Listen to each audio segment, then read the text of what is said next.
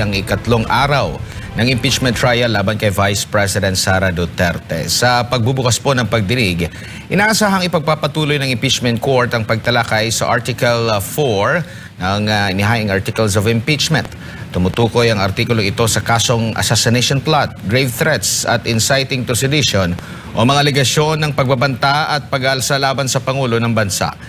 Inaasahan din ang pagpasya ng mga senator judge kung papanoorin ba ng buo ang higit 2 oras na video ni VP Sara Duterte noong November 2024. Ngayong araw din po ay ang panahon ng defense team para sa cross-examination kay NBI Senior Agent John Mark Calilong. Isasalang si Calilong sa isang masusing cross-examination matapos ang kanyang testimonya kahapon ukol sa mga dokumento o electronic evidence. Sa opisyal listahan ng mga testigo ng prosekusyon mula Hulyo 6 hanggang Hulyo 8, kabilang din sina NBI Regional Director para sa BARM na si Attorney Jeremy Lotok at si Captain Belinda Bello, ang Executive Director ng Legislative Security Bureau mula sa tanggapan po ng Sergeant at Arms sa mababang kapulungan ng Kongreso. Samantala, patuloy din po nating babantayan ang epekto po ng petisyon ni Attorney Israelito Torion sa Korte Suprema. Kahapon po yan, humihiling ang kampo ng Vice Presidente ng Temporary Restraining Order o TRO upang tuluyang ipatigil ang impeachment trial dahil sa kanilang questionabling pamumuno ni Senate President Cheese Escudero bilang presiding officer. Samantala, panalo na nga ba sa ikalawang araw ng impeachment trial? Yan ang inangkin ng House Prosecution matapos pong hindi pagbigyan ng Senate Impeachment Court ang marami sa mga mosyon na inihain ng defense team ni Vice President Sara Duterte. Ano naman ang tugon ng depensa? Alamin natin sa report live ni Jason Rubrico. Jason, magandang hapon dyan sa Senado.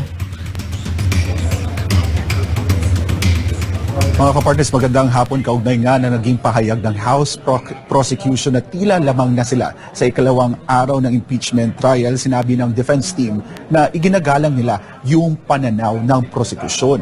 Pero iginiit ng kampo ni Vice President Sara Duterte na tila maaga pang masyado para mapag-usapan kung sino yung nananalo o natatalo sa impeachment trial.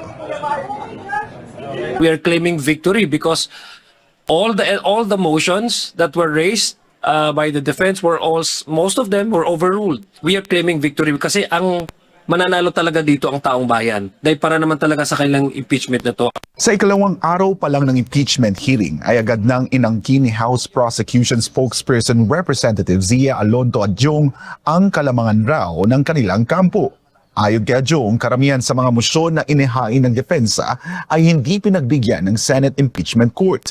Ngunit para sa defense team ni Vice President Sara Duterte, masyado pang maaga upang magbilang ng panalo at pagkatalo ng magkabilang panig. Pagdating sa defense, we don't really kasi count wins or losses today. Lalong-lalo na, we're only on our first witness and on the second day for the defense, hindi namin yan binibilang na win or loss kasi masyado pang maaga para magbilang ng ganyan para sa amin. Ayon pa kay Attorney Michael Puwa, normal lamang ang sunod-sunod na objections na inihain ng depensa sa ikalawang araw ng impeachment trial. Aniya, kinwestiyon nila ang paraan ng pagtatanong sa testigo at ang mga dokumentong iniharap ng prosekusyon upang mailagay sa record ang kanilang mga pagtutol. Natural lang naman yan.